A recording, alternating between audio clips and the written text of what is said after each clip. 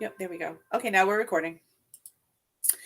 So I wanted to talk a little bit about what preschool looked like before March of 2020, what we're seeing now in October of 2022, um, ways that we can support your kiddos through this transition, as well as your families through this transition, and things that you can do in your home that might make things a little bit easier for you, but also for your kids as they're transitioning into the preschool program.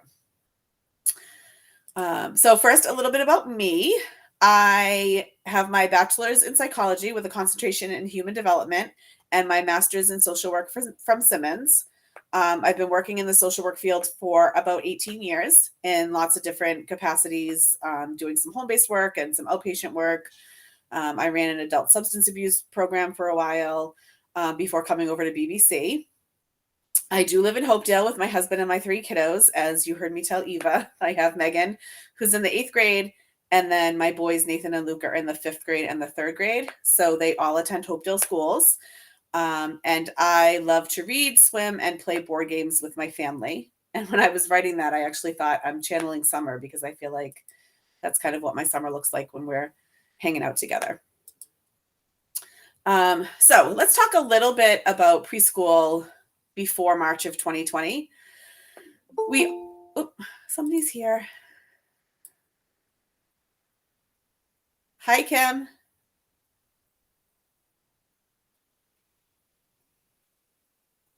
Hi, Kim. Can you hear us?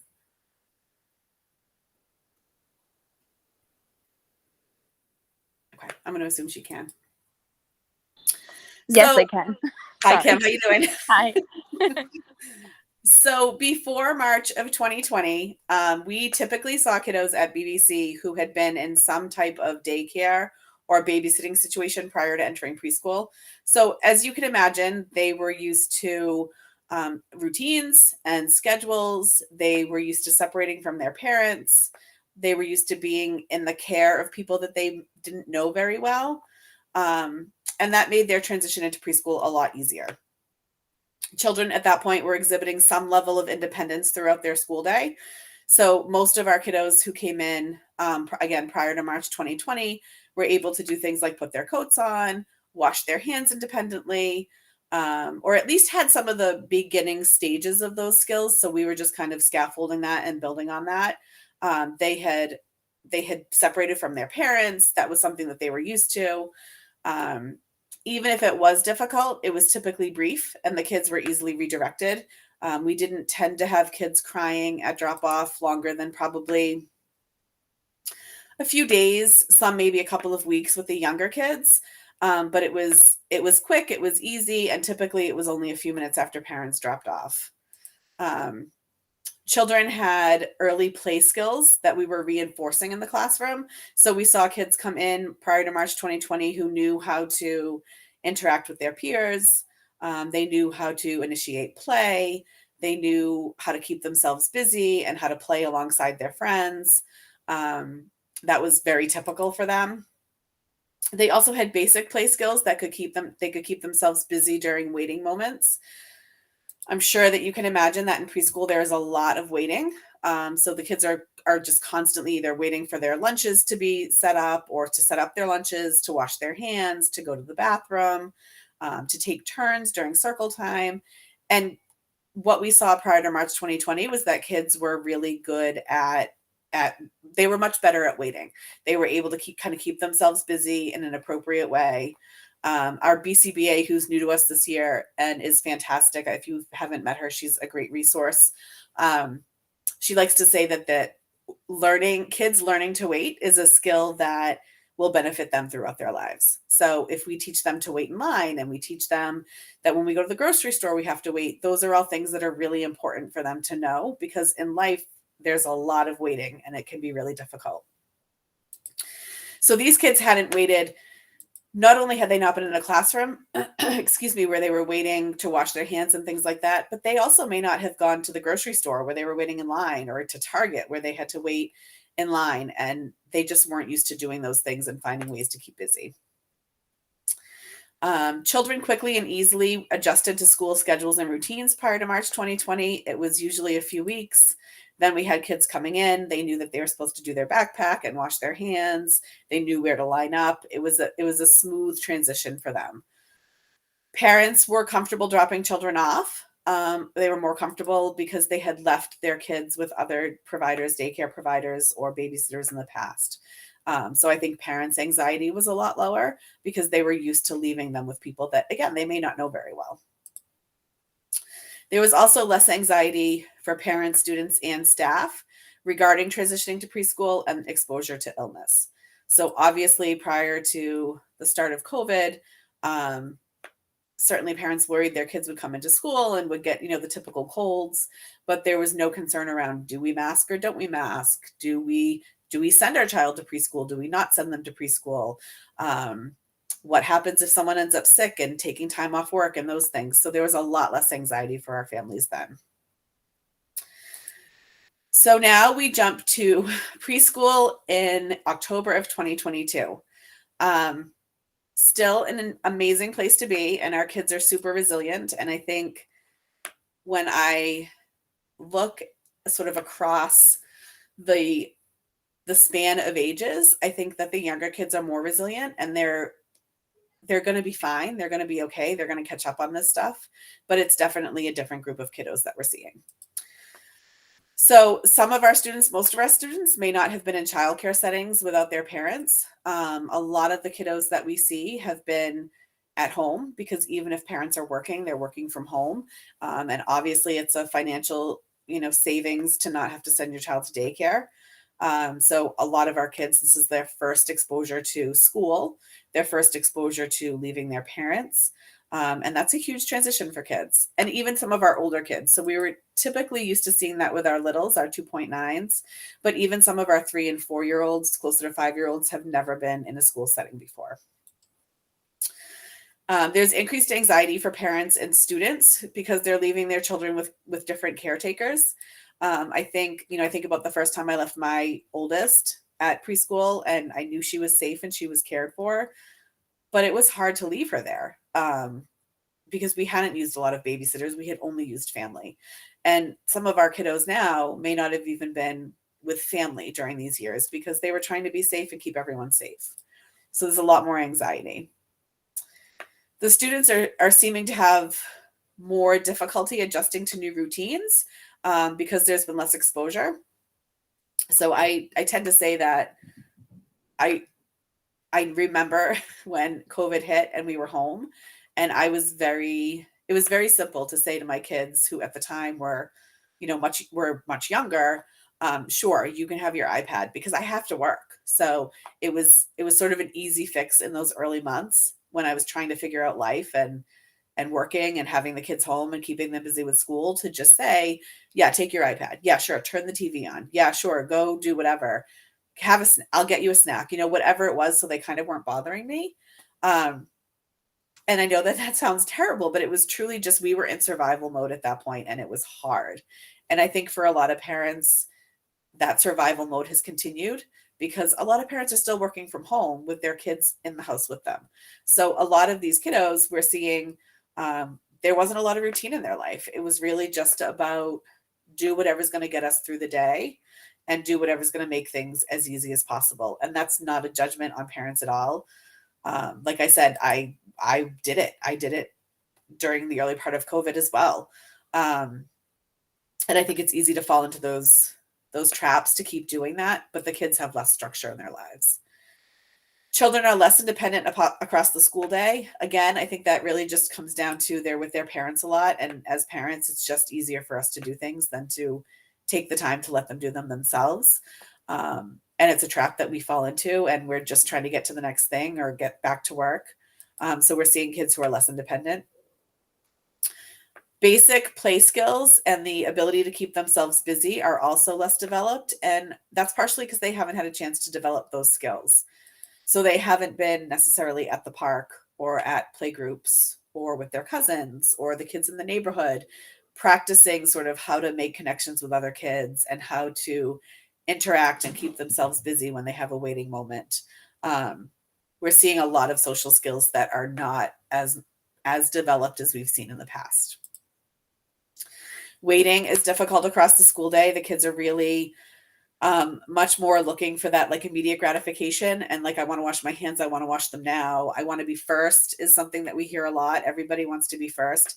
And some of this is not abnormal for preschool, but we're definitely seeing it in larger numbers than we have in the past. And finally, separation from parents is more difficult. So we do still have kiddos who are still at this point, 6 weeks into school, crying at drop off. We have kiddos who are not transitioning as quickly out of that difficult drop off time. They're still really struggling, 20 minutes, a half hour into the day. They're not maybe crying as hard, but they're still pretty sad. They're still asking for mommy. And they're okay. They're getting it's getting better every week. But it's not typical for us to still see kids that are crying at every drop off. So that's been unusual as well. Any questions so far?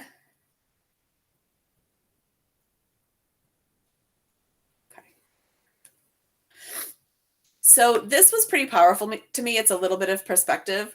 The children, and my math is not good, so that's why you'll see it's rough, kind of rough. But the children who are 2.9 to 5, so that's our preschool population, were anywhere from just about to be born or just born to about 3 years old when the pandemic started. So for many of these students, the only world they've known is the pandemic world.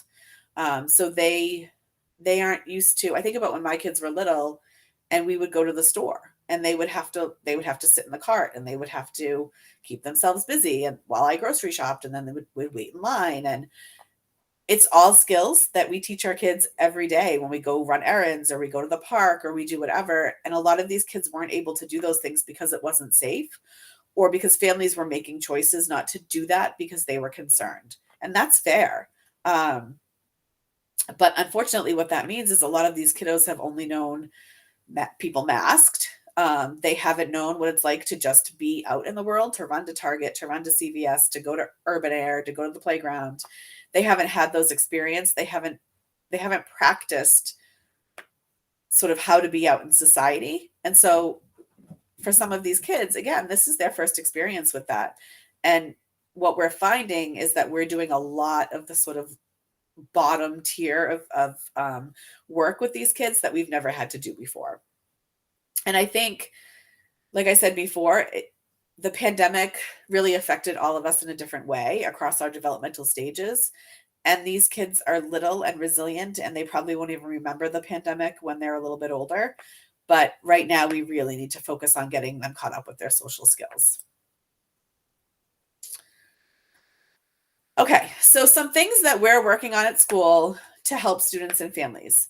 So we do a lot of reminding the kiddos that they're safe, and I'm sure you'll hear that the teachers saying to kids, we're safe, we're kind, we're team players. I do a lot of work with kiddos who are having trouble transitioning, and saying to them, what's my job here at school, and reminding that my job is to keep them safe. Their teacher's job is to keep them safe, and they are safe at school. It's hard to have a preschooler when you know that they're feeling unsafe, but you also know the best thing is for them to be in preschool. And so we just really want to remind them that they're safe there and that we're caring for them, and we'll hug them if that's what they need. But it's important that they be there and that they stick through the uncomfortable feelings.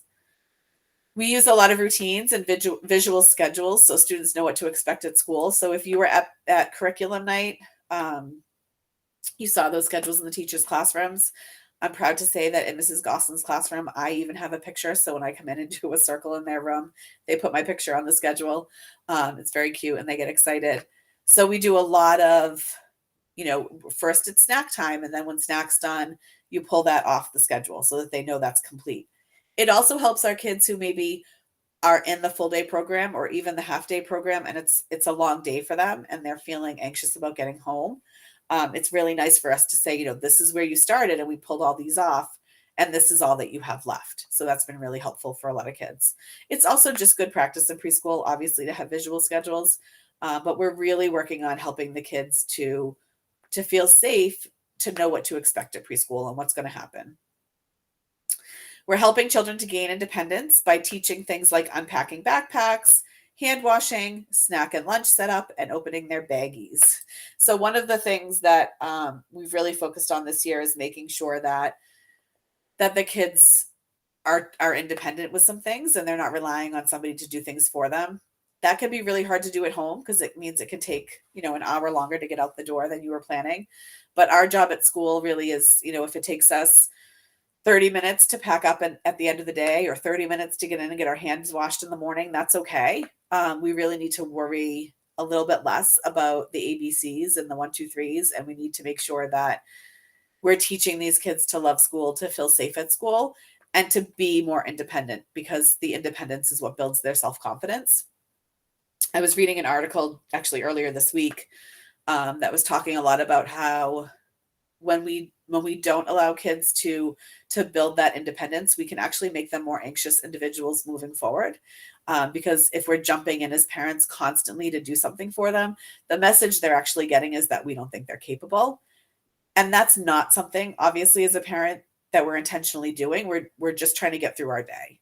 But it really resonated with me thinking about, wow, it's true. You're kind of saying like, you can't do that. So just let me do it for you.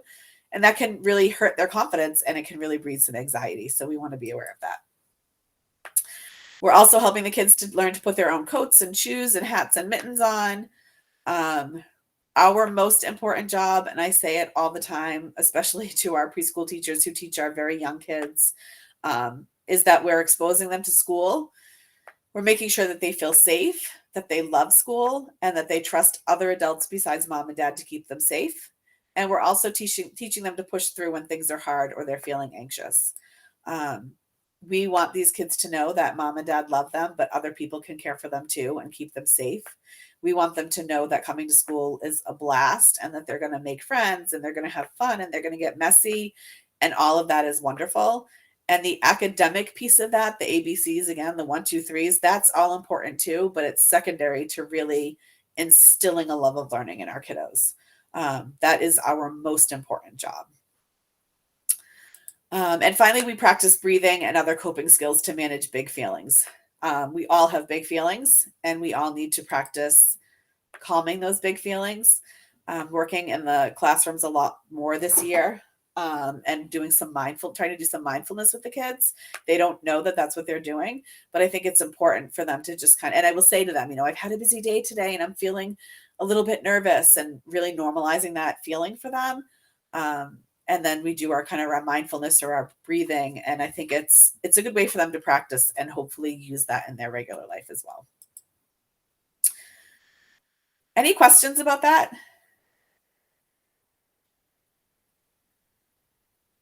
Okay. So I want to talk a little bit about the benefits of routines and schedules. Kristen and I actually had done, I think it was prior to the pandemic, Kristen, the make and take with the schedules. It was, yeah. And that was a great, thought that was a great parent education night, but we had lots of parents come and we made some schedules and some routines for you at home. The parents made them, we had the visuals there, and it was a really fun night to kind of talk about why it's so important. So research shows that children with regular routines at home have better self-regulation skills, which is the building blocks of good mental health. And that's because it establishes expectations, creates a calmer household, gives your child confidence and independence, and offers stability during times of stress. So one of the things that routines and schedules do is it really allows a kiddo to know what is coming next. So here at home, I don't have a visual schedule, but I do have a written out schedule for my kids for when they get home from school. I'm not always home, but my husband is. So they know that number one, come in, unpack your backpacks. There's a special place they have to leave all their paperwork from school. Then they hang their backpack up. Then they do their chores. They get 20 minutes of screen time. They get 30 minutes of reading time or outdoor play, whatever, if we don't have activities that day. So really laying it out for kids. And I find that, number one, there's less fighting amongst my kids. Number two, they just do it. They just know. So if my husband's here and he's trying to work, they're not constantly in his office, asking, what are we supposed to do next? What are we supposed to do next? And he doesn't have to come out all the time and say, are your chores done? Have you, done whatever you need to do? So it just really establishes, they know that when I get home from work, I'm going to expect that their chores are completed, that they've started on their homework and that kind of thing. They've had a snack, that kind of thing. It also gives kids independence. Again, when I'm not here during the day, when we have PD days, I'll have a schedule running for my kiddos. So they have to do extra chores. But as much as they hate it, it really builds that confidence of like, we know that we can do these things. They're learning some real life skills. So it's really important that we have routines and schedules for kids. So I'm going to show a couple of examples. So this first one here, my afternoon routine. So there's different ways that you can do it if you want to do one at home. And certainly if you are interested in doing one and you're not sure what to do or how to start, reach out to the teachers, reach out to myself, reach out to Kristen. We're happy to help you to do this. That's okay, Gina. Thank you. See you later. We're happy to help you set up visual schedules at home anytime. So please reach out if you have questions. But this first one, it looks like one way that you can do it. They have a row at the top that says what needs to be completed. So it looks like eat snack, play, read a book. And then as the child completes each one, they move it down to the finished area. One of the things that I always say with schedules like these is that you don't want to be the person moving them. We really want the kiddo to be the person moving them so that they have that sense of, look, I finished, that sense of pride and accomplishment. This next one looks like it's maybe their daytime routine, getting dressed, going on a nature walk. They probably pull these out of the slips when they finish them and turn them over. So that's another way that you could do one. There's all sorts of ways. These are just some examples. This one I really like. This is sort of how I tend to do my visual schedules, but that's just what works for me. So it has the hour and what they need to be doing. This kiddo obviously is at school during the day. So 8 to 2:30 is free, but then they get home and have a snack. Looks like they start their homework. TV time. I find truly the schedule is helpful in this house with the TV or the iPad, because I can just say, look, the schedule says you have 20 minutes. You only have 20 minutes. Your timer needs to be set for 20 minutes, and then we're on to the next activity. And it's just not a fight every day of get off, get off, get off. So that's been helpful. And then this one is kind of fun too. I like this one a lot. It looks like, so this is their daytime routine, and they can either check off when they complete it. They could put a sticker on when they complete it. This one would be great if you wanted to laminate it, you could laminate it, and you could check it off or put like a paint dauber on it, a bingo dauber. And then you could wash it off every day, so you could just reuse it. So those are some ideas. Okay. So some things you can do at home to build independence. Number one, plan extra time in for children to complete tasks themselves. So if you know you need to be out at 7:00 in the morning and it's going to take you 10 minutes to get you and your kiddo out, then you maybe want to start at 6:30 some days so that they have to get themselves out and ready. Hey, Karen. Hi, Karen. Another thing you can do is give your child chores. Even preschoolers are capable of doing some chores with you. So some examples are to wipe down the table, empty the silverware from the dishwasher, maybe accept the knives if you're concerned about that. They could take their sheets off their bed. They could bring their laundry down to the laundry room. There's lots of things our preschoolers can do that it really just builds that confidence of being able to kind of take care of themselves. I say to my kids here a lot, like, we're a team, and for a team to be successful, we all need to work together. And so we're going to work together to get these things done. So it's perfectly acceptable to give them 1 or 2 chores a day, even if they're little tiny ones. Use schedules and routines at home. That's going to be really helpful. You can let them choose their clothes. We have this conversation a lot at BBC because kids come in and they're in these like adorable outfits, which is lovely. But sometimes it's okay to let them choose their clothes. And even if that means they're mismatched and kind of messy, it's okay. And giving them that sense of independence and giving them the opportunity to make those choices is really good for them. Give them options whenever possible. They can choose between 2, maybe 3 things. What do they want for a snack? What do they want to wear to bed? The more options and choices they can make, the better. Let them help you with your chores. Again, I remember making dinner and being like, I don't need help. I just need you guys out of the way. But let them help you make dinner or let them help you do the laundry. Um, it's a great way for you to spend time together and teach them some skills, but it's also a great way for them to get some confidence and some independence as well. Let's see. Let them solve problems. So, another thing that we definitely have seen this year is that the kids haven't been exposed to a lot of conflict. So, if they're with brothers and sisters, there may be some conflict, but conflict with peers. And so, we really want to teach them sort of problem solving steps and stopping in the moment and figuring out how you can work this problem out so that everyone's happy. So when you're at home, let them solve some problems. Even if you say to them, I have a little problem. I have to do my laundry, but I also have to do the dishes, and I don't know which one to do first. It might be silly, but have them talk through that problem solving. Well, what should we do? Why would we do one over the other one? This is all stuff you can build into every day. Have them clean up after themselves at mealtime. Hold them accountable. So if they've done something, it's okay to say to them, that was unexpected. That's some terminology we use a lot at BBC. That was unexpected, and we need to do something to fix what happened here. Make them responsible for emptying their backpack after school and hanging up their backpack. Maybe have a hook somewhere at home that they have to get it to. We also have to lower our expectations. They're not going to do a perfect job. They're not going to be as neat and as clean as we would when they're doing these things, and their paperwork might be scattered, but it's okay. It's okay. As long as they've made the attempt and you are so excited when they do it, we're teaching them that independence and that self confidence. And finally, practice breathing exercises with your child and make them part of your routine. There's every day um, in our house, we start before I leave with my boys, especially, I will say to them, let's take some deep breaths. It's usually been a crazy morning and we're all kind of on edge.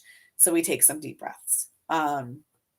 You can practice it at night at the dinner table. You can practice it before bedtime. You can do all sorts of different breathing techniques. And if you want some examples, please reach out to myself or your child's teacher, and we can tell you what we're working on in class.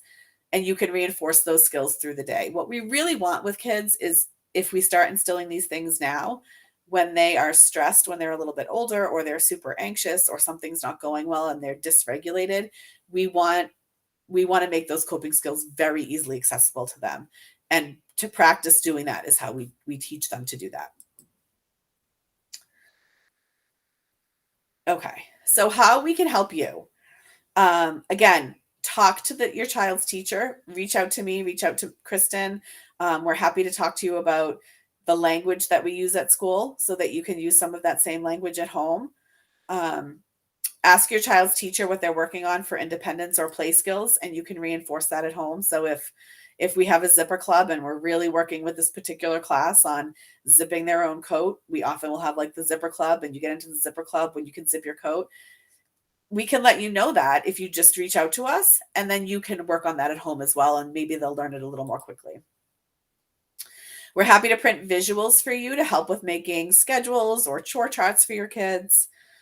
You can reach out to me anytime to discuss anything: parenting, social concerns, toileting, emotional concerns, anything like that, as well as your child's teacher. We're happy to loan you books or give you ideas for things you can do for fun with your child that reinforces skills that we're working on at home, at school. So the important thing is to not drill your kids when they get home, but a lot of what we are teaching them, you can just embed across your day with just normal things that you're doing with them.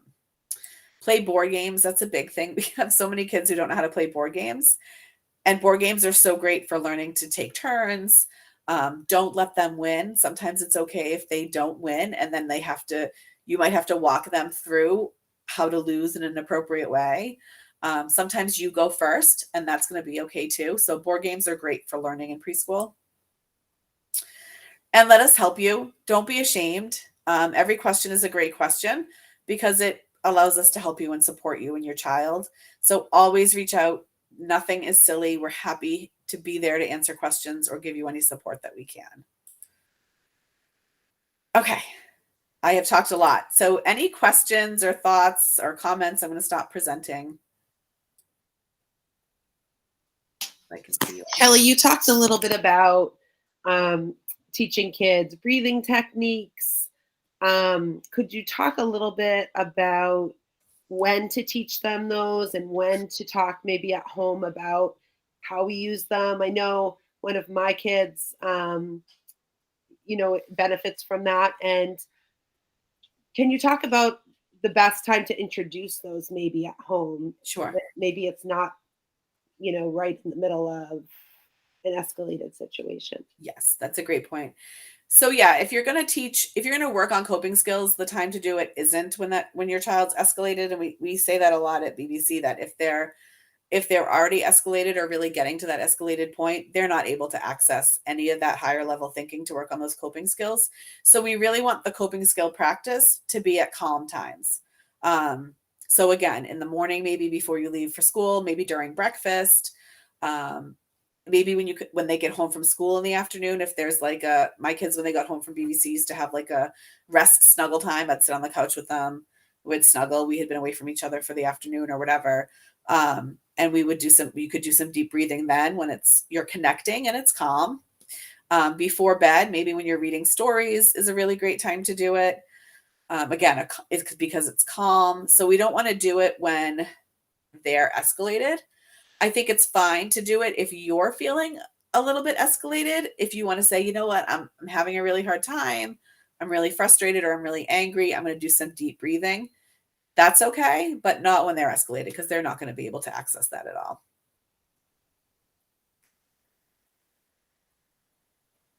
Anything else?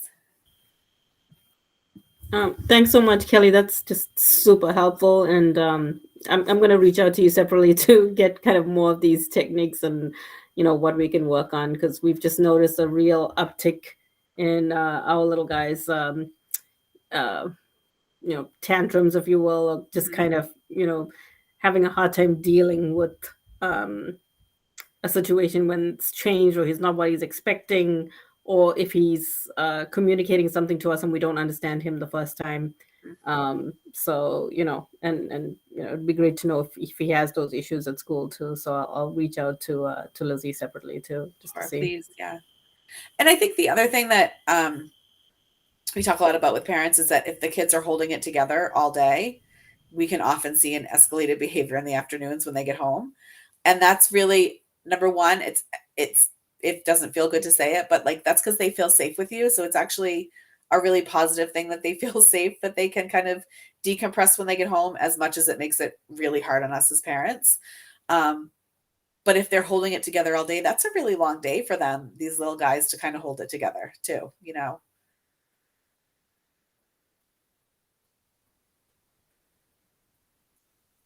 Other thoughts or questions?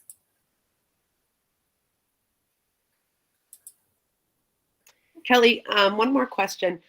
As I think we have some families who have younger siblings maybe that will be coming to preschool. So, in thinking about those younger siblings and kind of preparing your child to be coming to preschool, what are some things that maybe families can do, as kids are getting ready to transition in for the first time?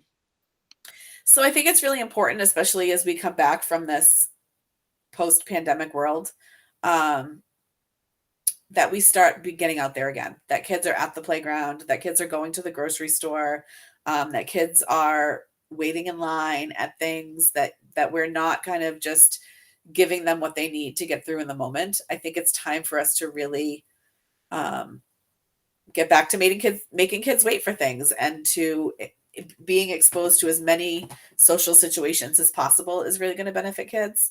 Um, and I think if you have younger kids coming up and sort of progressing to the preschool age, it's really important that you connect with play groups, or maybe some kids in the neighborhood that they could play with, or some friends of yours that have kids similar ages, and just give them that exposure to play, give them the exposure to waiting, and give them that exposure to sort of sharing toys, and being a good playmate, and finding ways to keep themselves busy, um, off of electronics. I think electronics have become really easy for us to kind of hand off to our kids.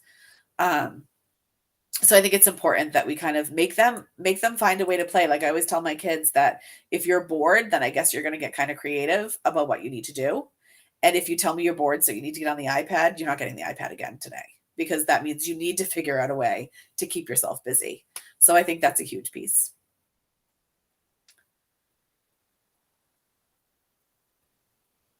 Anything else? Kim, thanks for hanging in there. Yeah, I was just unmuting myself just to say thank you, and I appreciate all that you're saying and doing. So it's good. It's of value. Thanks, Kim. Yes. And my kids say hi. They're playing tag in the dark. It was like getting darker Hi, and darker Brassies. outside. But Hello, Brassies. How are you? Hey guys, you want to say hi real quick? Say hi, Mrs. Allie. Hi, Mrs. Allie. Hi. Oh, I love those Brassies. Joy loved the circle time today with Mrs. Allie. She was Good. I'm so glad. She's so sweet. Thank you very much. We're going to do bedtime now. Thank you. All right. Good night, guys. Bye-bye. Bye. Bye-bye. Okay, I'm going to stop recording.